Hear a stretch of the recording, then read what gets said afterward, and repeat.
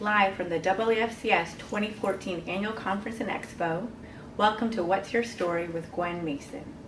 We are so pleased today to have Christy Wilson, our National Teacher of the Year, with us. She'll be our first guest. Christy, come on up. How are you today? Good. Well, could you tell our audience a little bit about your award-winning program? Well, my program is titled Changing the World Through Family Consumer Sciences, and it is a program that allows students the opportunity to create their own research projects, to create a myriad of different ideas that address some part of the family unit. They have to have 3 significant acts that address the issue, and they have to have digital timelines, and they have to professionally present them. They also do a number of community service items along with the program in order to meet state and national objectives. And through this, they learn a lot of extensive leadership skills. That sounds wonderful. Excellent. And so how does it feel to be named Teacher of the Year? How's it been? It is a real honor and a privilege. I love this organization, and to represent so many talented family consumer science professionals is an honor. Thank you so much. Thanks for joining us. Thank you. And now, moving to another topic related to secondary education and family consumer sciences, we have 2 members who will join us now, Yvonne Gentzler and Darby Sewell. So come on over. I was like, don't be shy, come on in. And they're presenting an educational session. And I'd like to know a little bit more about how people can gain support for and recognition for their secondary education programs. I think the first thing is your program has to be relevant to what's happening in the students' lives, what's happening in the community. If you can get the students involved in what's going on and a way to support and help, then you also get parents support and other people within the school as well. Very, very important. And now, Darby, we could talk a little bit about how to increase interest from students and enrollment in these programs. And that is something we're going to address. We're going to look at it from secondary and post-secondary level, Okay, because it great. really begins middle school. As one session talked about earlier, 5th and 6th grade, getting students interested, starting early, Yes. getting your students interested in FCCLA activities, and from a post-secondary, yes, and from a post-secondary level, connecting with FCCLA, being a contributing member there, presenting to them, getting those students, hosting events on your college campus where the FCCLA students come, they see you have a program, they see there are career opportunities.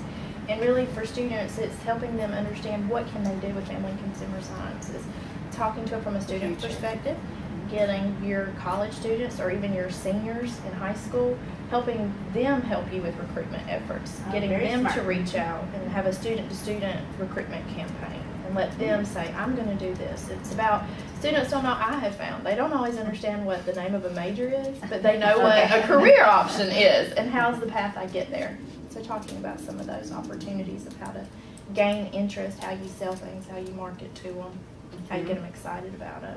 And how you can use technology to get the word out to a number of people. So you've got to use different methods. Exactly. Very great ideas. I'm sure it's going to be an excellent session. Thank you. So thank you both for joining us. Thank you. Thanks. Well, and now we have past President Don Bauer with us, and we're going to be talking about why he donates to AAFCS and what cause or fund he's interested in. Hey, Gwynn.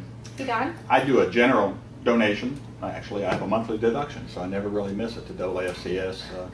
We're fortunate, I think, as an organization to have a lot of designated funds. Our members in the past, in particular, have funded their particular passions, whether it be international travel or student support or various items.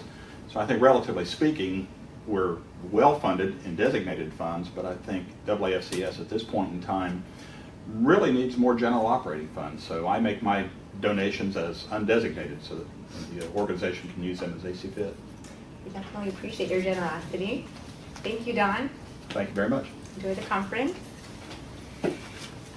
So now we're moving on to a different topic. We have a couple of different guests who are going to be talking about fashion and apparel.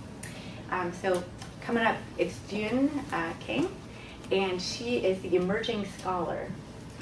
So we would like to know more about your research and from what I read, you were looking at what risk would prevent a young consumer from purchasing environmentally sustainable apparel. Right. So please tell us a little bit about that. Yes. A little closer. Yes. I know. I was like, come on, come over. Okay, so based on my research, I found the major 4 perceived risk as a barrier that kept the young consumers from purchasing or choosing environmentally sustainable apparel. The first and largest barrier is a financial risk. In other words, they believe sustainable apparel products such as 100% of organic cotton apparel would be expensive, not only when they purchase but also when they maintain these products. Interesting. Yes, and the second barrier is psychological risk, which is about the self-image. So they are worried about what if I look weird when Is this I'm cool? Yes, Yeah. when I wear it. What if they are mismatched with my personal style? Okay. And then the third risk is about social risk. So they worry about I wear it and then how they would have perceived by my friends and family, especially peers, because it's about young consumers. Oh, yes. Yes, and then the last risk about the performance risk. So they think or worried about the sustainable apparel product usually not very perform well. So for example, it's not. What about the quality? What about the color design, and etc. So these are the 4 perceived risks I found. Great. Very interesting. And now, how could these results be used by the apparel industry? Yes. These 4 perceived risks should be considered by the fashion professionals from designing to marketing. So, for example, the largest barrier or the greatest barrier is a financial risk. So, interestingly, they believe sustainable apparel will be expensive not only when they buy but also maintain. So, for example, the organic cotton will need some special treatment like dry cleaning. But in fact, the maintenance cost is not necessarily higher than the conventional counterparts. So there's a room for improvement, and then the room for better communication from retailers to the consumers. So they develop some kind of better communication strategy that let them know it's not very expensive or it's more long-term, it's beneficial to the environment, not only the environment, but also the consumers themselves. So it's really about educating consumers more Yes, so exactly. about this type of apparel. Mhm, Great. exactly. Well, thank you very much, and congratulations too. Thank you. And last but not least, we are so happy to have one of our sponsors here with us today. So we have Lisa Shanley, and she's from Wild Ginger Software. So they had sponsored the appearance of fashion designer Seth Aaron Henderson, 2-time Project Runway winner. So Lisa, tell us, why did you decide to bring Seth to our conference? Well, the short answer is we're huge fans of Project Runway. We've seen every episode since season 1. We feel like it's been an enormous boon to our industry. It's helped get young people involved. It's really got fashion design, pattern making, sewing, and made that more glamorous and gotten more people involved. And we thought it would be a great association for AAFCS because it is sewing and the fashion design component. And we want to see that back in the high schools. No, that is excellent. Thank you so much for your generosity too in doing that. Yeah. Well, we've enjoyed it, and we really enjoyed being here. We think it's been a very effective association for us as well.